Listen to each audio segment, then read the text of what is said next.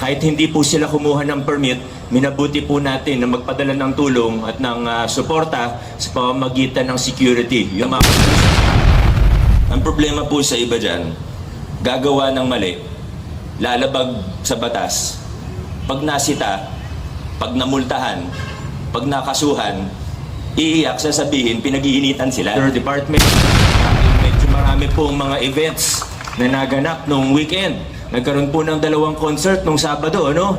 Una po, yung music festival sa Bridgetown na umabot ng 30,000. Umabot ng 30,000 ang crowd sa Bridgetown nung Saturday. Talagang ang daming banda, ang daming bisita. At yung pangalawa po, yung sa Arcovia, yung concert po ng St. Gerard Construction.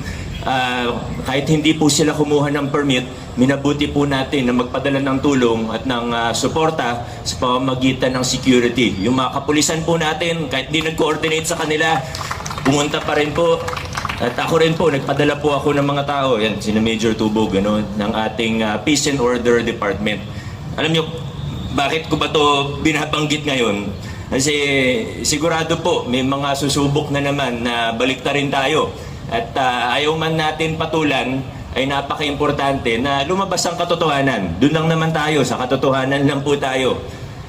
Ba't ba kailangan po kumuha ng permit? Ano po ba yung punto ng pagkuha ng permit? Dahil lang ba trip lang natin o gusto lang natin? Hindi po. Kailangan po kumuha ng permit. Ito po ay matter of public safety, public order. Pag nagkagulo, pag nagkaroon ng, kung magkaroon ng stampede, opo, mababa yung tsansa na may mangyari. Pag magkasunog, magka-emergency, pero posibleng nang mangyari. At nangyari na ito dati. Kailangan po ng koordinasyon sa pamahalaan. Mas maganda kung alam din ng barangay. Mas maganda kung alam ng kapulisan. Pag kumukuha po ng permit, yung fee, hindi naman yan po yun. Pwede na natin i-waive yung fee para sa mga political event. O ano, pwede natin waive yung fee, wala pong problema. Pero kailangan ng koordinasyon para kung sakaling may mangyari, wag naman sana, no? Pero kung sakaling may mangyari, hindi po kaya ng isang private events team yan. Kailangan po tayo mismo. Pag kunyari, may fireworks display ang lungsod natin, tayo mismo kumukuha ng clearance sa BFP. Gobyerno na po yun. Sumusunod po tayo sa batas.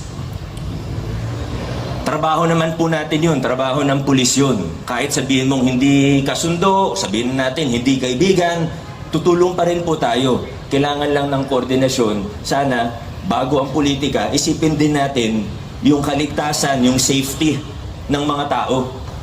Isipin po muna natin ang safety ng mga tao. Kaya, muli po, kahit walang permit sa atin, hindi po kumuha ng permit, walang koordinasyon, kahit yung fireworks yata, wala. Pag fireworks, di ba, dapat nandun yung personnel ng BFP, Colonel Angot. Pero, sinubukan na lang po natin tumulong para kung sakali man. Thankfully, wala naman untoward incident na nangyari. Pero, kailangan po talaga ganun. Ano man, political or non-political event, ganun po talaga. Libo-libo yung dadagsa eh. Libo-libo yung mag-a-attend. Kailangan po talaga. Hindi yan dahil gusto lang natin o feel lang natin. Kundi, kailangan mo, yan po ang batas. Nagtatrabaho lang naman po tayo ng maayos. Ang problema po sa iba, sensya na po sa mga co-op natin na kailangan ko lang po talagang sabihin. Ang problema po sa iba dyan, gagawa ng mali, lalabag sa batas, pag nasita, pag namultahan, pag nakasuhan, iiyak, sasabihin, pinag-iinitan sila. Hindi naman po pwedeng ganun. For the record, nagsimula po yung, nabanggit ko na rin yung St. Gerard Construction.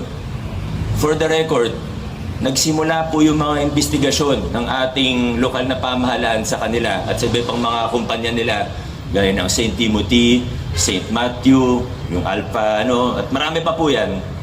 Nagsimula po yung mga investigasyon.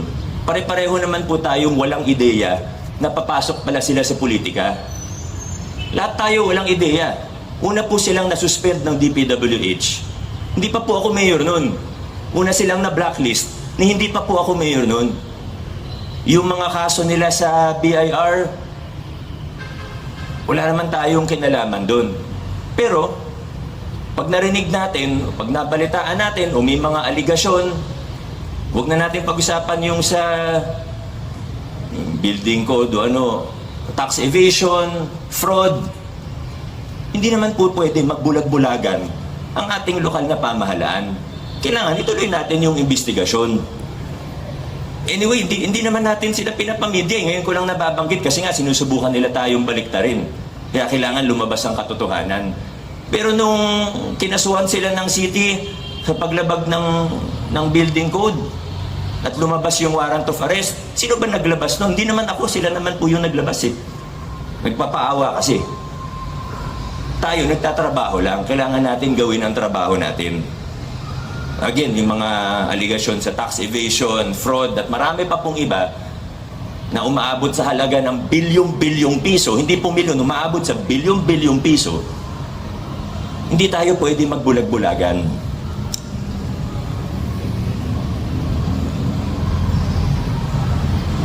Okay lang yung mag-event eh, walang problema, mag-concert, magpasara ng kalsada.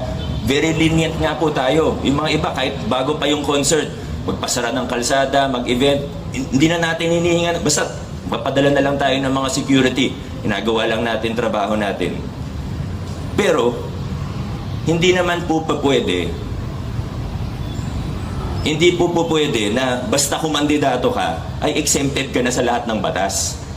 Hindi po pwede na pag may mga aligasyon sa'yo o iniimbestigahan ka na sasali ka na lang, makandidato ka, sasali ka sa politika para mawala na lang lahat ng aligasyon, para mawala na lang lahat ng investigasyon. Hindi po pwede yun. Open ang Pasig, binuksan natin ang Pasig, lahat pwede sumali sa politika. Pero hindi po pwede na dahil sumali sa politika, ay mawawala na yung mga investigasyon, mawawala na yung mga... Inuulit ko po, para malinaw na malinaw at hindi tayo mapaliktad. Nagsimula yung mga investigasyon, pare-pareho po tayong walang ideya na sasali sila sa politika. Yan naman po ang katotohanan. Alam yan ng taong bayan. Alam yan ng mga Pasigenyo. Kung gusto nating umunlad ang bayan natin, kung gusto nating umunlad ang Pilipinas, kailangan manaig ang rule of law. Hindi ang personalidad. Hindi ang kung sino lang ang may kapangyarihan o may kayamanan. Rule of law. At tayo, patas po tayo. Mananatili tayong patas. Basta't alam natin tama ang ginagawa natin, huwag tayong matakot, huwag tayong magpasindak. Yan din po ang mensahe ko sa mga kawani ng ating lokal na pamahalaan. Dahil nakarating po sa akin na may mga iba po tayong kawani, may mga tumatawag sa kanila, tinatakot sila, sinisindak sila, pinagbabantaan sila. Yung mga nag-i-inspect sa atin, may mga tumatawag yan. Di ko naman sinasabi kung sino yun, pero totoo po yan. Kaya medyo kinakabahan yung mga ibang tao natin. Pero mensahe ko po sa ating mga kawani, huwag kayong matakot.